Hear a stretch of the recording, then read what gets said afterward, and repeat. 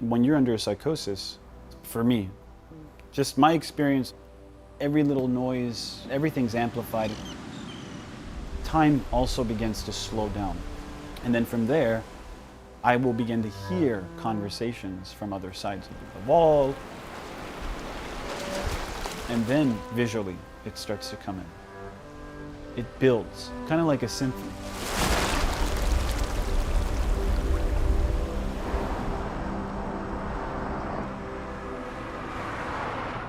I got hospitalized a number of times. The first time I was 14, I was a skinny kid, but my body was internally, it was full. I took some pills and I didn't even really want to die. I think it was a cry for help. Every time I was hospital, I didn't know how to do it. I feel like I was putting on a show, going to class, putting my clothes on, but inside I was nervous.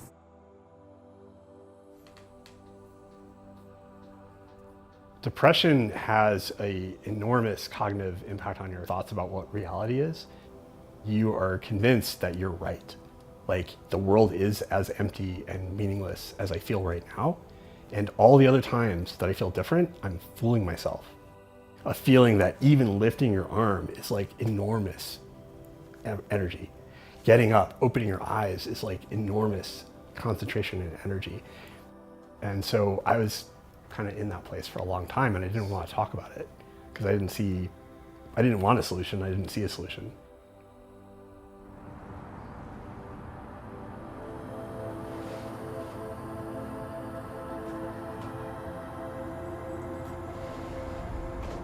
I was hospitalized 12 times before finally establishing a form of stability. Put me in the quiet room because apparently I spoke too much. And you're just waiting for hours until they let you out. Is that humane? The way that the mental health system has operated for so many years, it's about labeling and identifying symptoms. It's potentially a little bit dehumanizing. And then within the public system, the services are hard to get, hard to maintain, hard to access. I want to change the environment around the person before I want to change the person themselves. And so I think I brought that humility into my profession. And I think that partially is because I've dealt with depression. What I was seeing was the need for peer connections. There was literally nowhere I could send the people that I was working with individually where they would fit in comfortably and just be accepted. And that's when we decided to put together a magazine. Being able to tell your story is where Painted Brain started, and we've been able to use the magazine and social media and our website to expand it. I had met Dave Leon. I told him, I said, I'm curious, I want to learn more about what you're up to. And he's like, well, here's our website. I checked out the website and I said, this website's I'm like, I design websites. This is my life. And then I got hospitalized. I took the project with me to the hospital in my head. So I kept coding on paper, and I'm like, when I get out, I'm gonna translate this and render it into the actual program.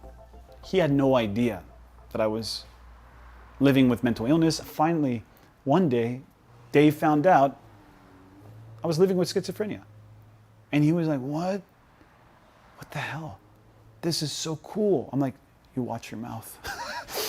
I live with this. It hasn't been such a gift, And he's like, I understand, And we both built up to this gift to create this power, this superpower, and hone in on that and make it an asset for the company. There's some hidden strength in every mental illness. And so there's a superpower in that awareness, that ability to be in touch with things that other people can't maybe see or touch. We were getting contracts, slowly built up, and we got Rayshell on board. And Rayshell came in like fire. And she was like, I'm gonna operationalize the shit out of this place. Oh Lord, he remember that? So is that a real quote? Is that? Yeah, he quotes me.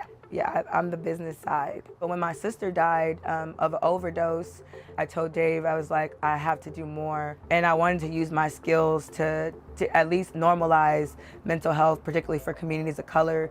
We started with the social connection, the magazine, but we've evolved into something that we just never thought of before, that we could ever imagine. We provide occupational therapy services, crisis peer support services, providing digital literacy, and getting people jobs that would have never had jobs before, taking people off disability and getting them in full-time career paths.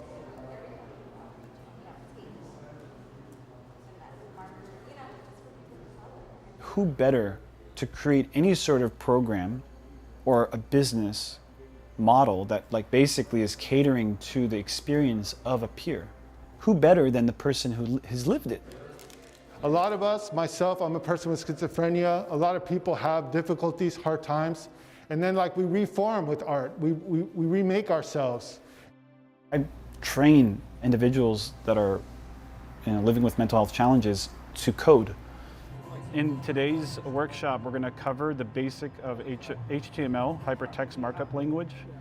They pick up on coding faster than most normal people. So it says a lot about the way that their brains are processing information and how they find these patterns.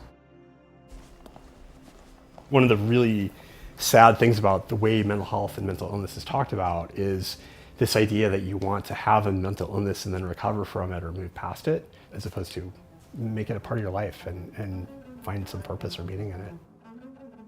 I lived my entire life to try to minimize the amount of time I spend in that depressive state. I exercise every day, I play music every day. I really try to live in a way that's very, as much as possible, full of wonder and appreciation for what I'm experiencing and the life that I have.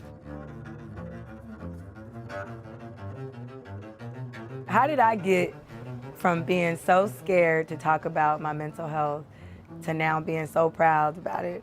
I wouldn't want to admit it to him, but it was Dave, one of Dave and Eli.